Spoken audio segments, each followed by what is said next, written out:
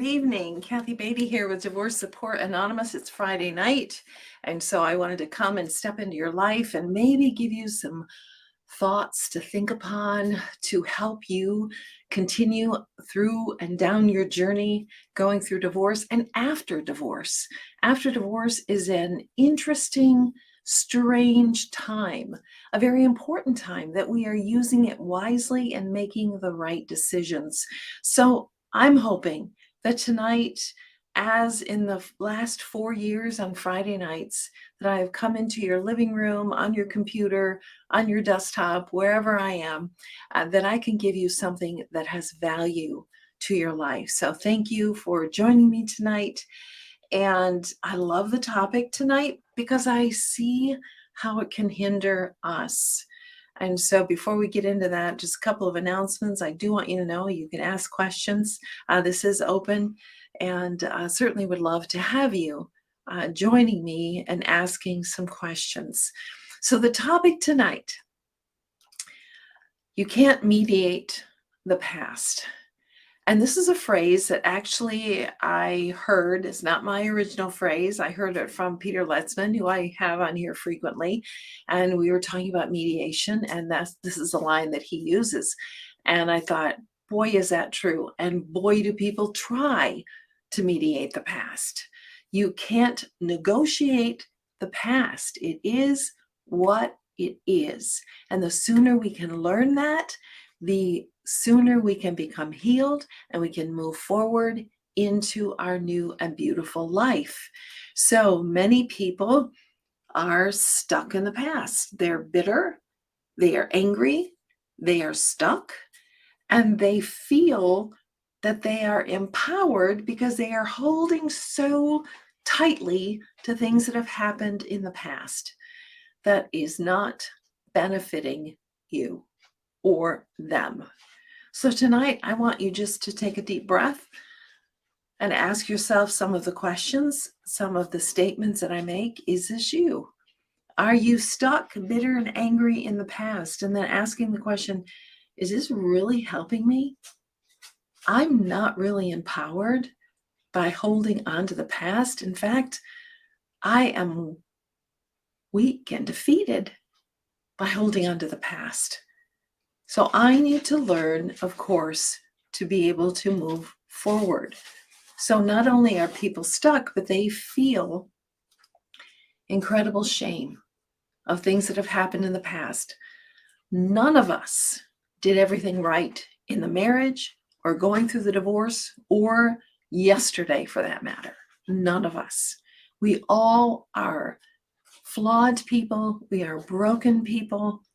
We do our best with the knowledge that we have. We lose control with our emotions sometimes. And this can all bring about this shame that lies to us and tells us we just need to sit out from life and not participate and not move forward to punish ourselves because we have made mistakes. No, shame says you are a mistake. Not that you've made a mistake. It says you are a mistake. So that's what the past can do to us if we will let it. But we have to take our past straight on, acknowledge it, deal with what we need to deal with so we can move forward. It won't go away until we deal with it. It won't go away until we deal with it.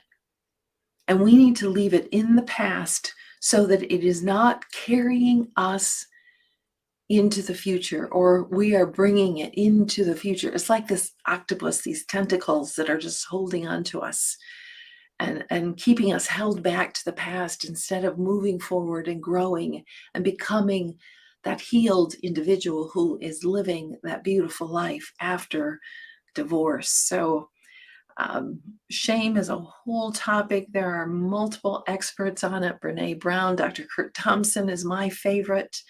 So if this is something that you are stuck in, I highly encourage you to seek out that information, that help, and that training on shame.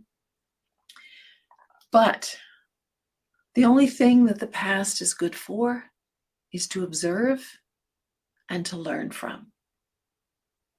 That's the only thing. Because remember, we can't negotiate it. We can't change it. We can observe it and we can learn from it. The scriptures say this wonderful verse that it's actually a prayer of David, when he said, "Create in me a clean heart, O God, and renew a right spirit within me. Create this new heart in me instead of one that is stuck in the past and so weighed down." And so weighed down. So how do we do that? How do we tear ourselves from the past so we can move forward? First of all, we've got to have compassion on ourselves. Because if you are casting dispersions and judgment upon yourself and feeling this shame, which is a visceral experience, we're not having compassion on ourselves and we're not able to move forward. So that is number one. Sorry, I have a puppy. Puppy's talking. He wants to be part of this broadcast. So we have to first have compassion on ourselves for what we are going through. We are going through a trauma, or maybe we have just come out of a trauma, the trauma of divorce. We have to have compassion, because when we have compassion on ourselves, we can drop some of our defenses.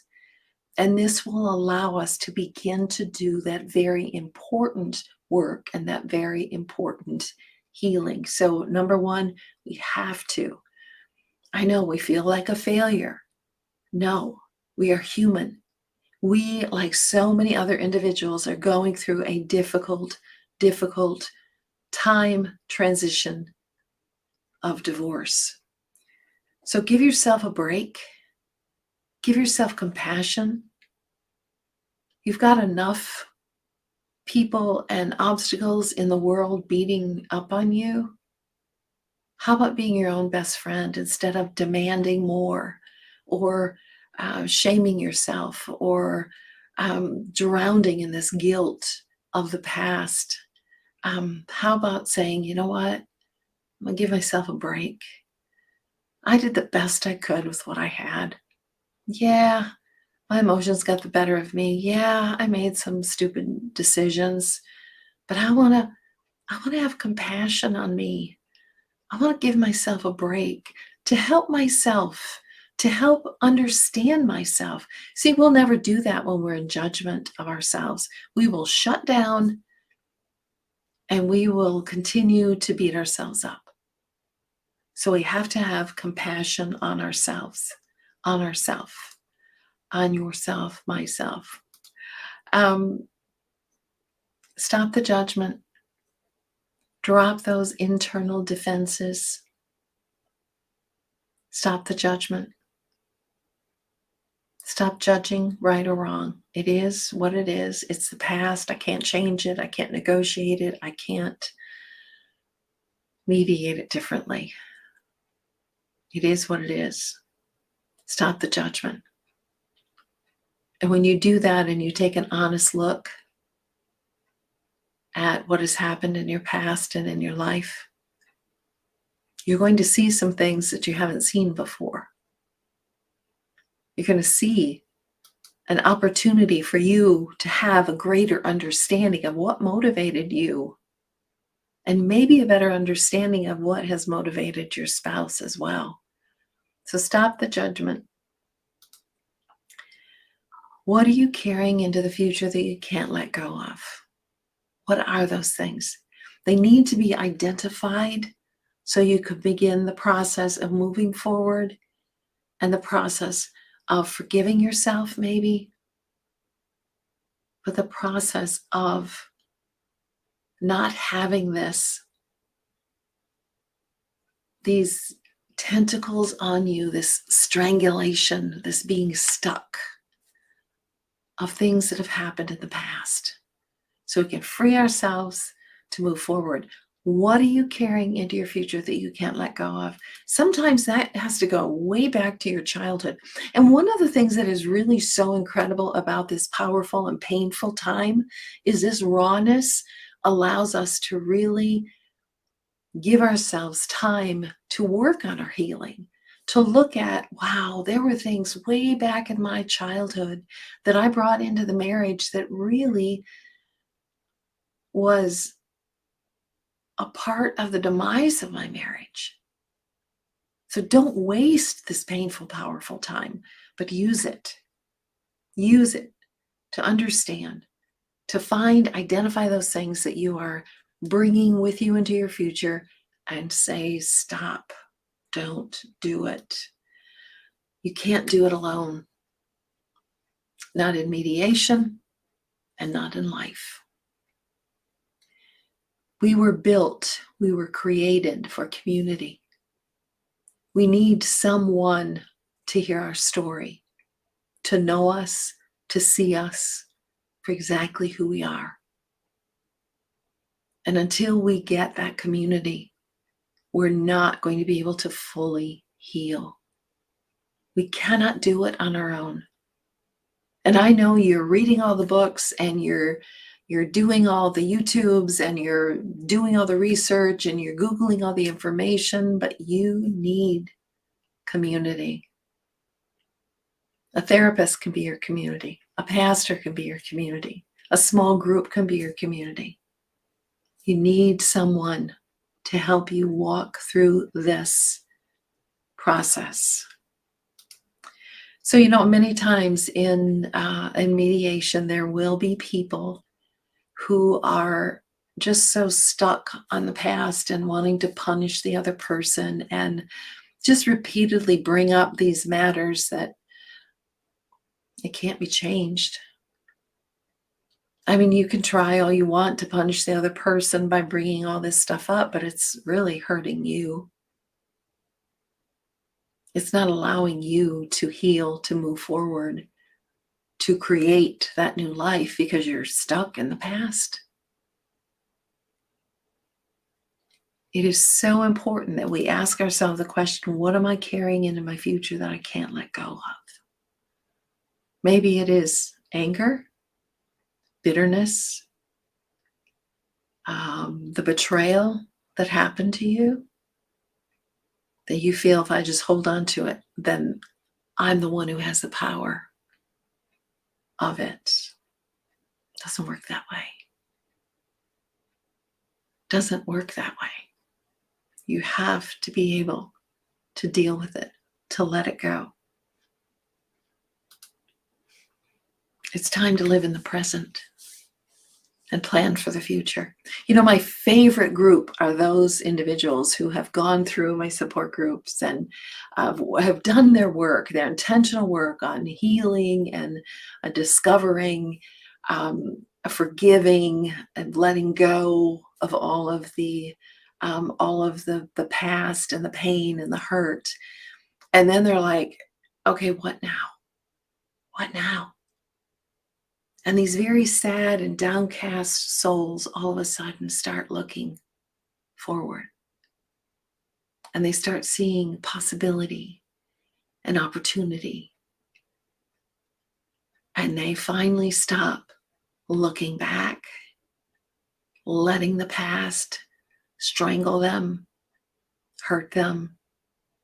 They observe it, they learn from it. And then they decide, I want to live in the present. I want to plan a future. And that's what my book, which I should have had here, Rebuilding Your Future After Divorce, is all about. It takes you through 8 weeks of a process to get you to look at your life and create this beautiful life that you want to live. You have to have a plan or you'll still be a reflex to your life. And you've done that long enough. It's time to live in the present, and it's time to plan punishment and ego and pride and revenge. But be transformed by the renewing of your mind. God, work with me. Help me to see a future that I don't see right now.